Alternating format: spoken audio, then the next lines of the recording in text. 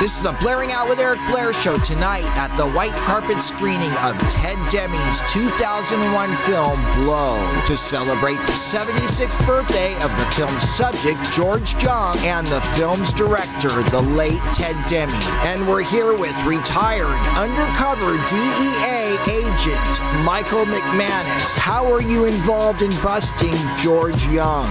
Memorial Day weekend, 1985. George hired us, and we brought in 300 kilos of cocaine.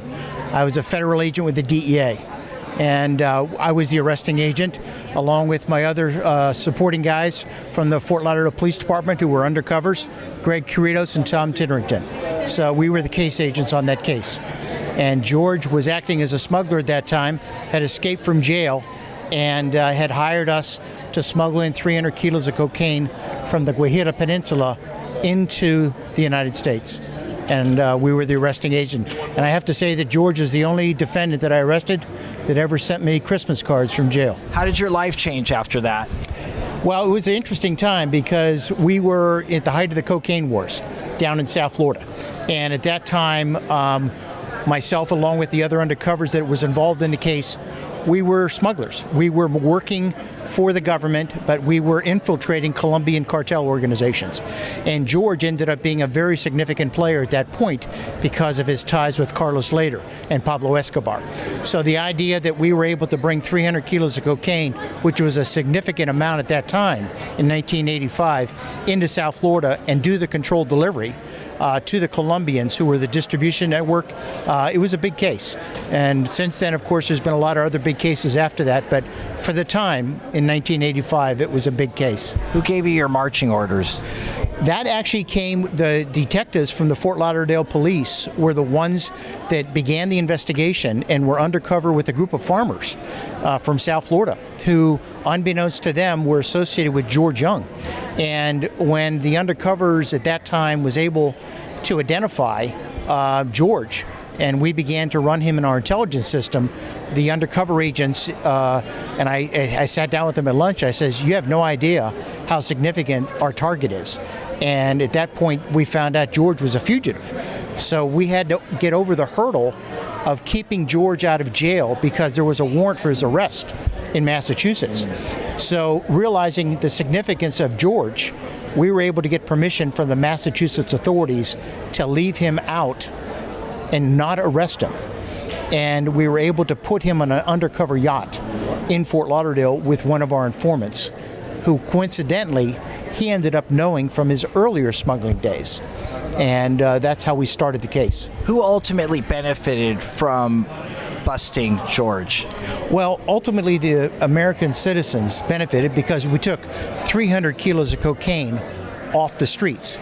But it became apparent shortly thereafter, Carlos Lader, the transportation guy in charge with the Medellin cartel, who was working out of Norman's Key, was ultimately caught and extradited to the United States. George had been arrested and sentenced to 15 years in my case. And as a result of his cooperation and his association with Carlos Lader, we were able to reduce his sentence, and he was the lead witness in the Carlos Lader trial that would lay the foundation for the Medellin cartel. Did you feel bad about having to put Boston George away? That's kind of a difficult question. We felt sorry for George. While he was undercover, he often commented that all he wanted to do was get back with his daughter.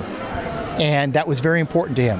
And we realized it. And he wanted to do one load, one more time, to get more money to go spend the rest of his life with his daughter. And although the opening scene of Blow and the closing scene of Blow show him sitting around the table with three guys, in real life he was sleeping on the bales of cocaine in the stash house. And we had to nudge him and say, George, federal agents, you're under arrest. And he was overcome with emotion, and he realized that he'd been busted.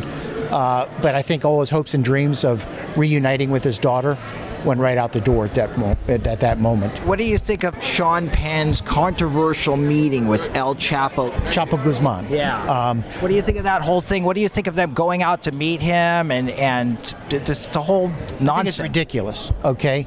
I really don't care much for Sean Penn. I don't care much for his political views.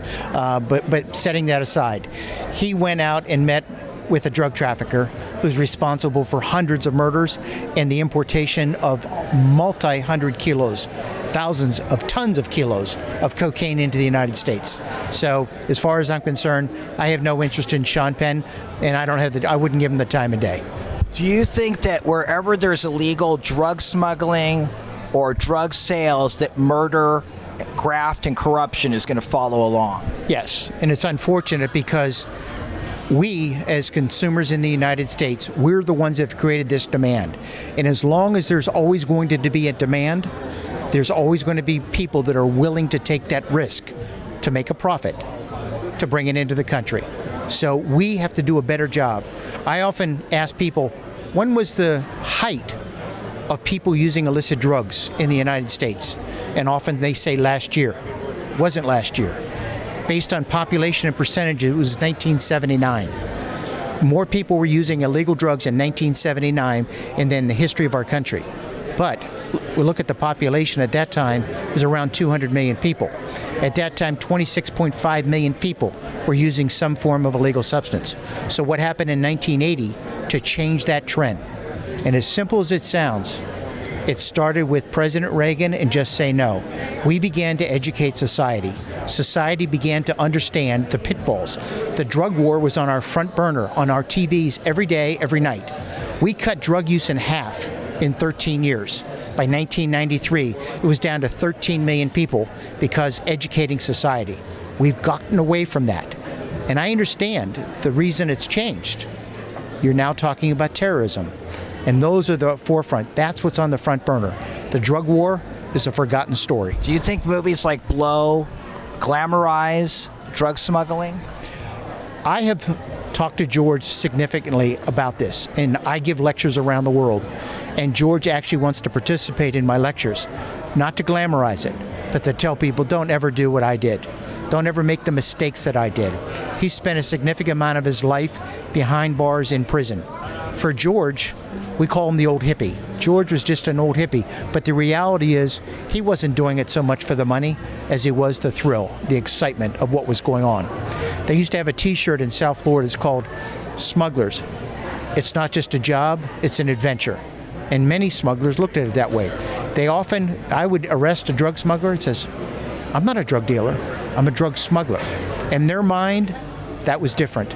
I just smuggle the drugs. I don't deal the drugs, because that was part of their adventure at the time.